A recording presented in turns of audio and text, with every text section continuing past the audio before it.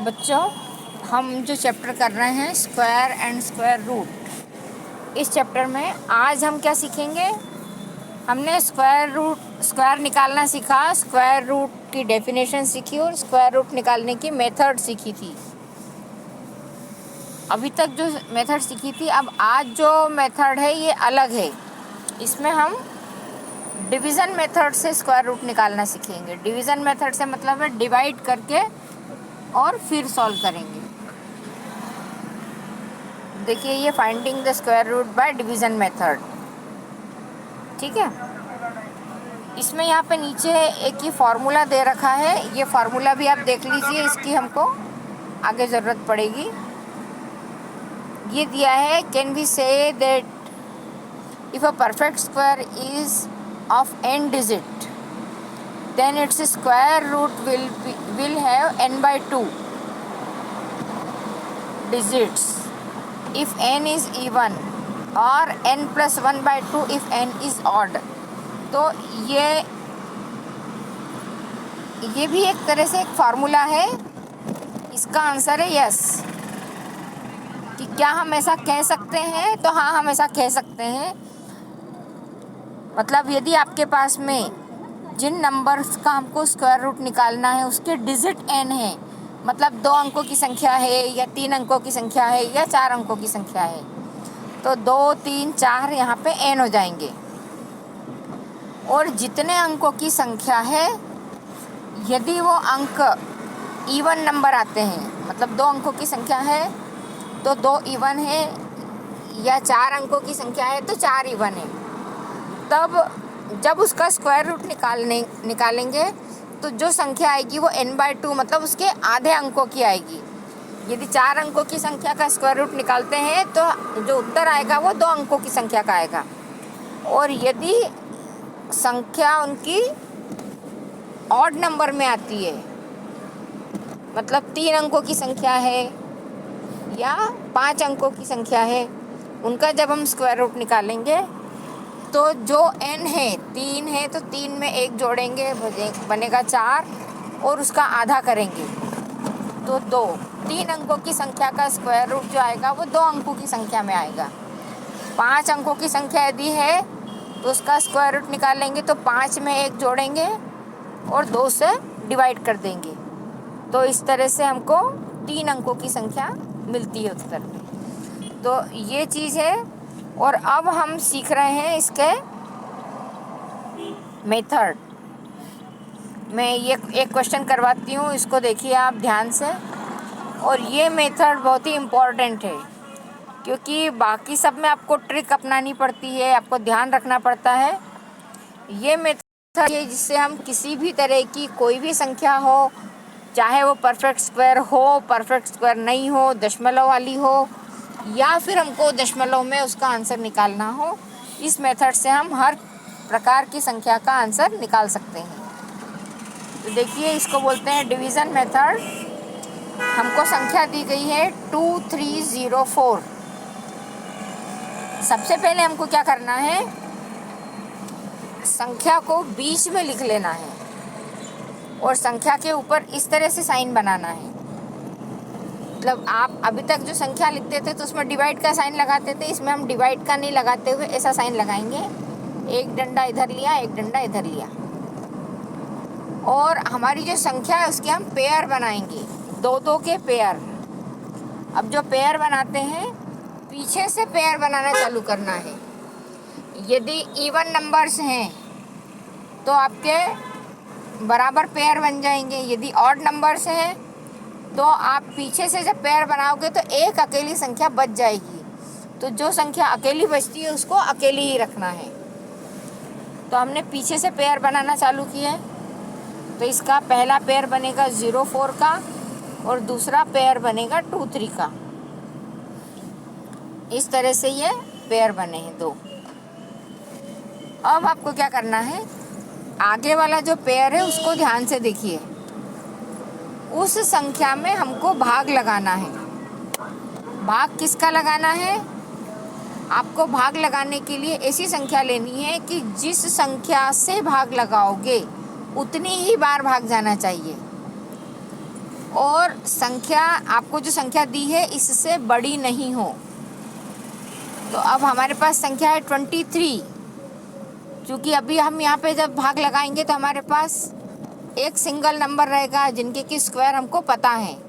मतलब आपको यहाँ पे ऐसी संख्या ढूंढना है जो किसी संख्या का स्क्वायर हो, और स्क्वायर निकालने पर जो संख्या आएगी वो 23 से छोटी आए। तो हम देखते हैं कि यदि हम 5 लेते हैं तो 5 का 5 में मल्टीप्लाई 25 आता है। 25 क्या है, 23 से बड़ी संख्या है, तो 5 नहीं ले सकते। तो अगली हम संख्या उससे छोटी लेंगे। जब भी हम भाग लगाते हैं हम ऐसे ही देखते हैं कि किस संख्या से भाग जाएगा, इससे जाएगा क्या, इससे जाएगा क्या, तो हम ट्राई करते हैं। तो उसी तरह से हमने यहाँ पे भी ट्राई किया है। तो हमने जब 5 को देखा कि 5 बड़ा हो रहा है, तो 5 के बाद वाली संख्या है 4। तो 4 से हम जब भाग लगाएंगे तो 4 बन जा, 4 2 जा, 4 3 जा, ऐसा नहीं करना है हमको 4 से लगाते हैं तो 4 4 जा, 5 से लगाते हैं तो 5 5 जा, 6 से लगाते हैं तो 6 6 जा। इस तरह से संख्या लिखना है।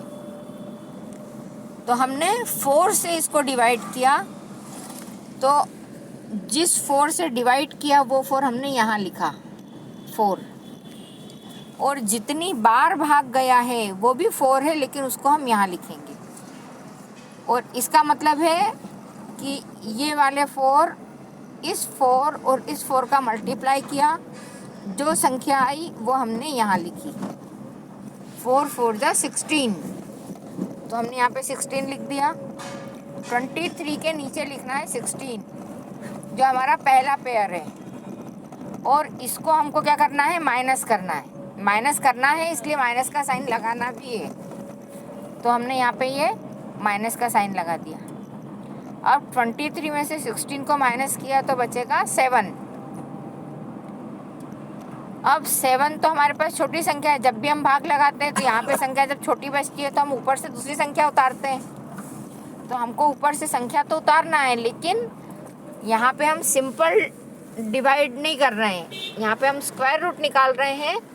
तो हमको यहाँ से ऊपर से पेयर उतारना है। तो 0 4 वाला पूरा पेयर हम नीचे उतारेंगे। तो अब हमारे पास संख्या हो गई है 704, ये पूरी संख्या। ठीक है। अब देखिए अब क्या करना है हमको, ये इसकी पहली स्टेप हुई है। सेकंड स्टेप में क्या करना है, जो हमने यहाँ पे 4 लिया था, ये 4 मतलब जितनी बार भाग गया था, जितने में मल्टीप्लाई किया था, उन दोनों को ऐड करना है। तो ये वाला 4 हमने यहाँ लिख दिया, वहाँ पर भी लिखा रहेगा लेकिन यहाँ भी लिखना है। और इन दोनों 4 को हमने जोड़ दिया, तो हमारे पास संख्या आ गई 8। ये संख्या आ गई 8।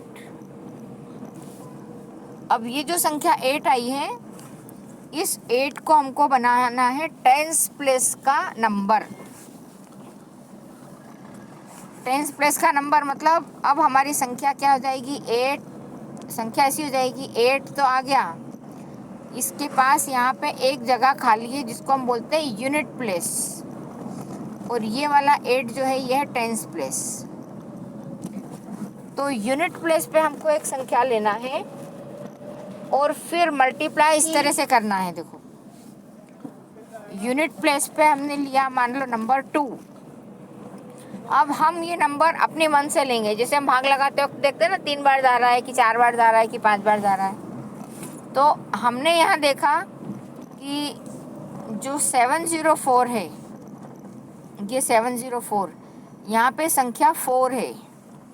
और अब हमको वो रूल भी याद रखना है कि हम जब किसी नंबर का स्क्वायर करते हैं तो किन किन संख्याओं का स्क्वायर करने पर 4 आता है यूनिट प्लेस पर। ये नियम आपको मैंने बतलाया था। तो अब यूनिट प्लेस पे 4 आता है। यदि 2 का स्क्वायर करते हैं तो 2 2 जा 4, और यदि 8 का स्क्वायर करते हैं तो 8 8 जा 64 आता है।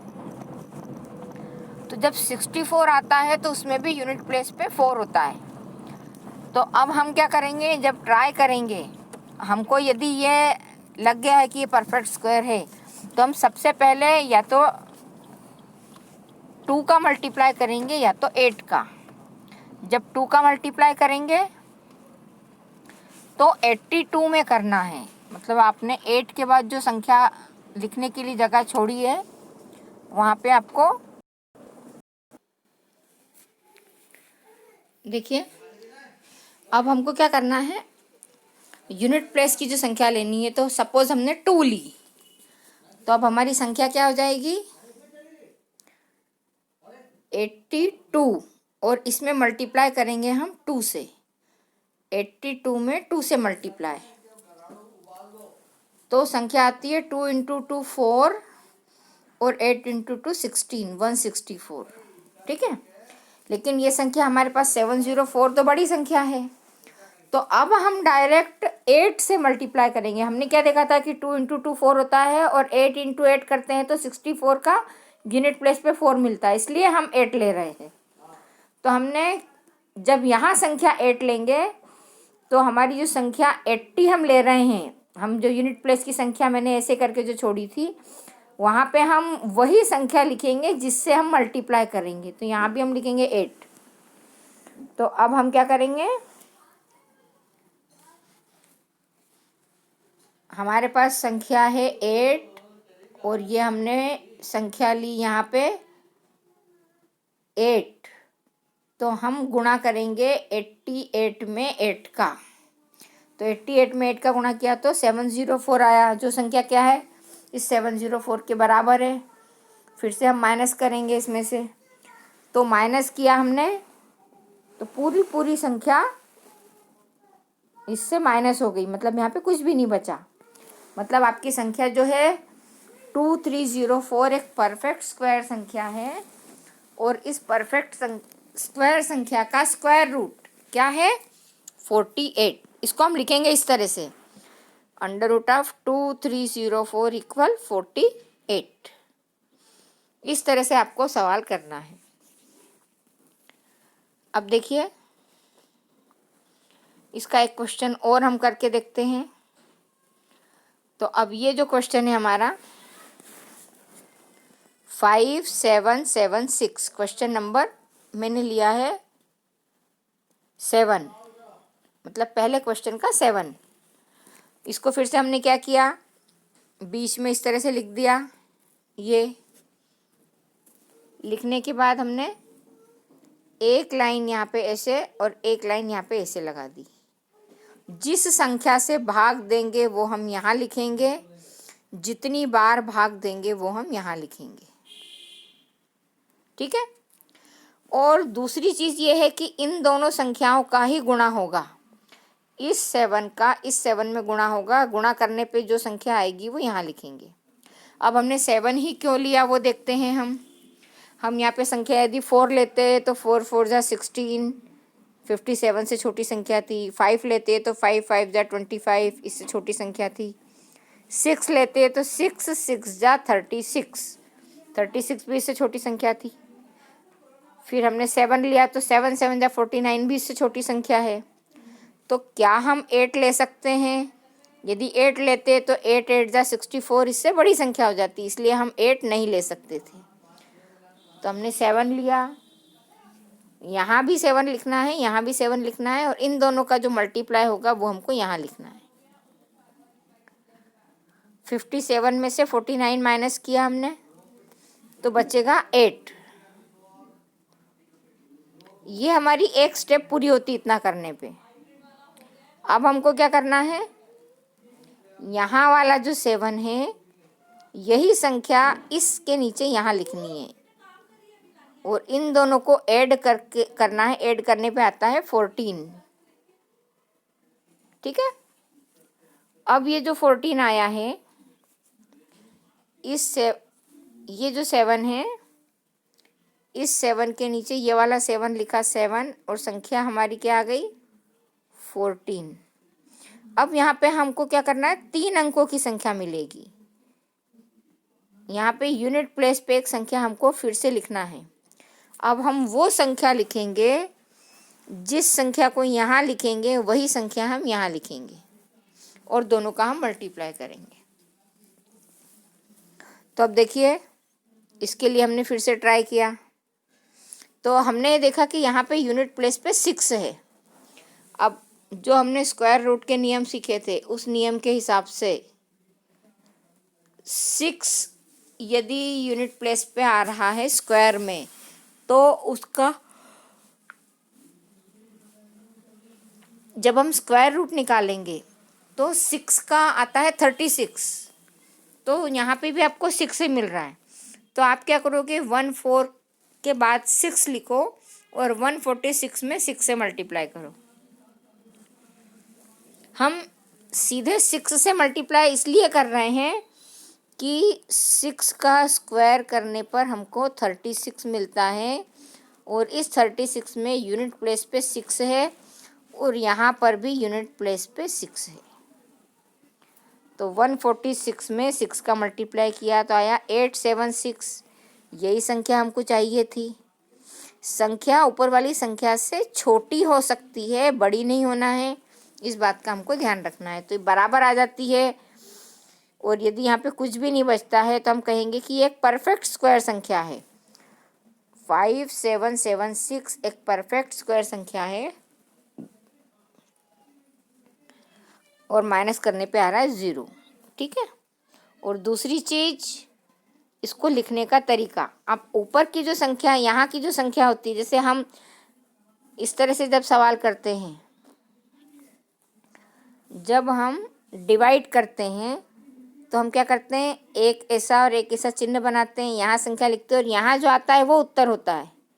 लेकिन इसमें क्या करते हैं, हम ऐसा और ऐसा चिन्ह बनाते हैं और यहाँ जो आता है वो उत्तर होता है हमारा। यहाँ हमारी भाग लगाने की संख्या होती है और यहाँ जो होता है वो आंसर होता है।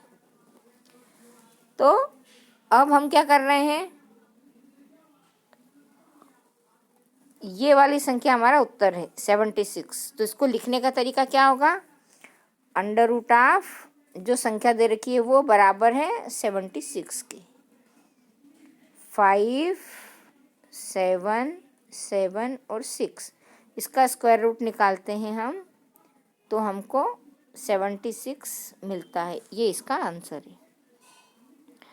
आपको समझ में आ रहा होंगे सवाल। इसी तरह से आपको सवाल करना है। ये मैंने 2 क्वेश्चन बताए हैं।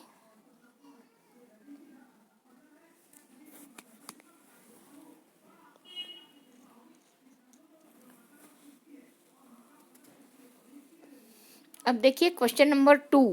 क्वेश्चन नंबर 2 में आपको मैंने आपको अभी जो एक और फार्मूला बताया था, उस फार्मूले के अकॉर्डिंग क्वेश्चन पूछा है। क्वेश्चन पूछा है, number of digits in square root. कि ये जो नंबर दे रखे हैं, आपका नंबर है 64। 64 का यदि हम स्क्वायर रूट निकालते हैं तो हमको कितने डिजिट की संख्या मिलेगी, मतलब 1 अंक की संख्या, 2 अंक की संख्या,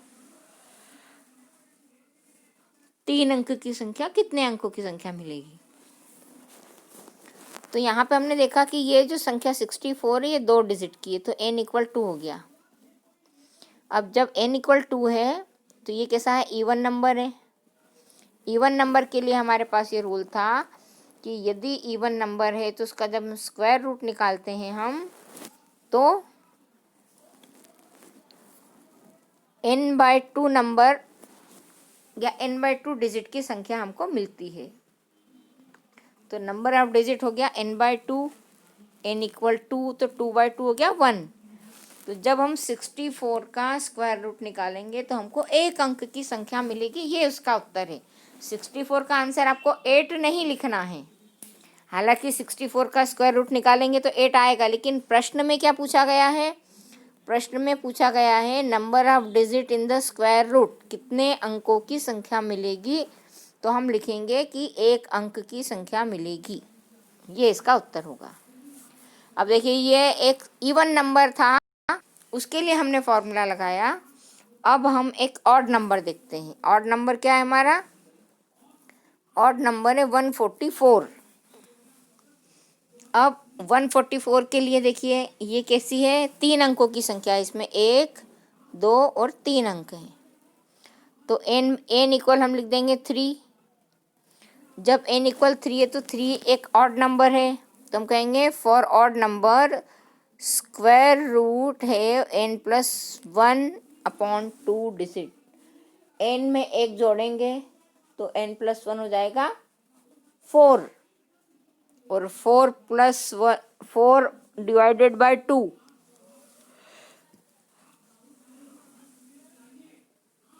तो हमको संख्या मिलेगी 2। मतलब यदि हम 144 का स्क्वायर रूट निकालते हैं तो हमको 2 अंकों की संख्या मिलेगी। 144 का स्क्वायर रूट नहीं निकालना है, 144 का स्क्वायर रूट निकालने पर 2 अंकों की संख्या मिलेगी। ठीक है, अब देखिए इसी तरह से आपको और भी क्वेश्चंस दिए गए हैं, उन क्वेश्चंस को आपको करना है। और जितने क्वेश्चन मैंने आपको बताए हैं वो सब आपको समझ में आ रहे हैं या नहीं?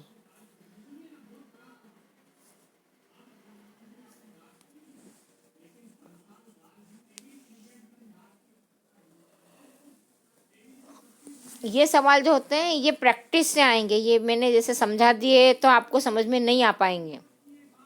इस वीडियो को आप बार बार देखना, बार बार देख के हल करने की कोशिश करना, और फिर अपनी कॉपी में अपने आप करना। जब भी आप कहीं सवाल करने में अटक जाओ तो फिर से वीडियो को देखना। इस तरह से जब आप करोगे तो आप ये मेथड सीख पाओगे। तो अब आपको क्या करना है, पहला क्वेश्चन पूरा करना है, जिसके कुछ 1 और 2 मैंने करवा दिए हैं, कुछ आप खुद करके देखना।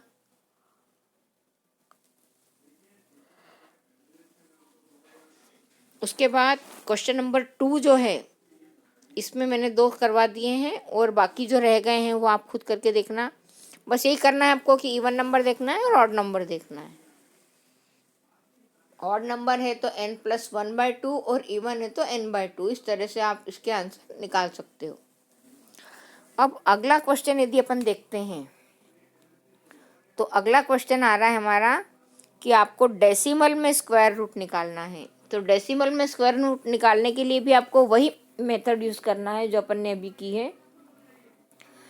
इसमें भी आपको वैसे ही पेयर बनाना है, वैसे ही संख्या निकालना है, वैसे ही भाग लगाने के लिए संख्या ढूंढना है। लेकिन इसमें आपको ध्यान ये रखना है कि आप जब पेयर बनाओगे तो दशमलव के एक तरफ की संख्या अलग रहेगी, दशमलव के दूसरी तरफ की संख्या अलग रहेगी। अब यदि मान लो आपकी संख्या ऐसी है कि यहाँ पे आपको दशमलव के बाद 3 अंक मिल रहे हैं, जैसे ये 5, 6 के बाद एक संख्या और आगे 7, तो आपको क्या करना है, ऐसा नहीं करोगे आप इसको कि 6, 7 का लगा दिया और 2, 5 का बना दिया। आप जो पेयर बनाओगे उस पेयर में दशमलव के ऊपर लाइन नहीं आनी चाहिए, ये हो जाएगा गलत। तो आपको क्या करना है, दशमलव के इधर पेयर बनाना है। ये जो आपका दशमलव के इधर पेयर बनेगा, और मान लो यहाँ पे और भी कोई संख्या होगी तो एक 0 लगा देना। जैसे 7 होता है तो 7 के बाद एक 0 लगा दो। और दूसरा इधर 2 मान लो अकेला है या 2 के पास और भी कोई संख्या है तो वो संख्या इधर आ जाएगी। आप कभी भी जैसे 2.5 है तो पेयर में 2.5 नहीं लोगे, आपको 2 को अलग लेना है और 5 को अलग लेना है। इस तरह से आपको पेयर बनाना है, ये सबसे बड़ी ध्यान रखने की बात है।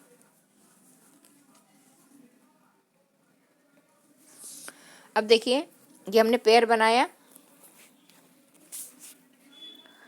2.56 का, 5, 6 का एक पेयर है दशमलव और 2 अकेला है। तो हम क्या करेंगे, ऐसी संख्या ढूंढेंगे कि जिस संख्या का उसी में गुणा करने पर संख्या इससे छोटी या इसके बराबर आए। तो वो संख्या है हमारी 1 का 1 में मल्टीप्लाई करने पर 1 आ रहा है, तो हम 2 के नीचे लिखेंगे 1 और इसमें से इसको माइनस कर देंगे। तो 2 में से 1 माइनस किया तो आएगा 1। अब फिर से वही प्रोसेस करना है, जो हमने यहाँ पे ऊपर 1 लिखा है ये वाला 1 इसके साथ जोड़ दिया तो ये 2 यहाँ पे आ गया, 1 और 1 2। फिर से आपको यूनिट प्लेस पे एक संख्या को ढूंढना है। अब ये संख्या क्या होगी ये देखने के लिए हम क्या कर रहे हैं कि यहाँ की संख्या का यूनिट प्लेस देख रहे हैं। इसके यूनिट प्लेस पे 6 है, तो आपकी संख्या हो जाएगी 2, उसके बाद में यूनिट प्लेस और मल्टीप्लाई बाय। यदि 6 से मल्टीप्लाई कर रहे हो तो यहाँ भी 6 आएगा, 26 में 6 का मल्टीप्लाई। और मान लो आप 4 लेते संख्या तो 24 में 4 का मल्टीप्लाई। मान लो 2 लेते हो तो 22 में 2 का मल्टीप्लाई। इस तरह से संख्या लोगे आप। लेकिन यहाँ पे एक चीज़ और है कि यहाँ पे हमने क्या किया है, 1 से जब डिवाइड कर दिया उसके बाद में 6 तो हम ढूंढ रहे हैं, लेकिन यहाँ पे एक दशमलव है ये, तो ये दशमलव आपको यहाँ भी लगाना ज़रूरी है। तो हम क्या करेंगे, यहाँ पे दशमलव लगा देंगे। तो 2.56 में 2 को हमने डिवाइड कर दिया, माइनस कर दिया, 1 बचा वो नीचे उतार लिया, 1 में जोड़ के यहाँ पे 2 लिख लिया। अगली संख्या 6 ढूंढ ली, दशमलव लगा दिया। अब आपकी संख्या हो गई है 156।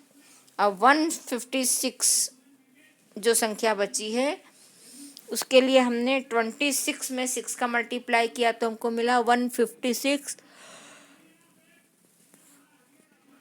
अब 156 में से 156 को माइनस किया तो बचेगा 0।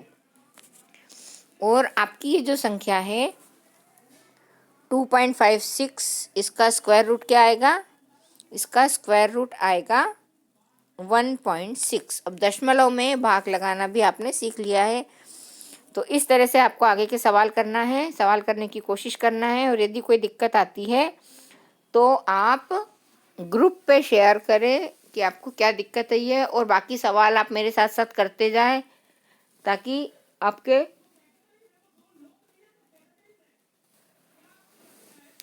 कॉपी कंप्लीट हो जाए। तो ये एक्सरसाइज को अब आप पूरा करने की कोशिश कीजिएगा।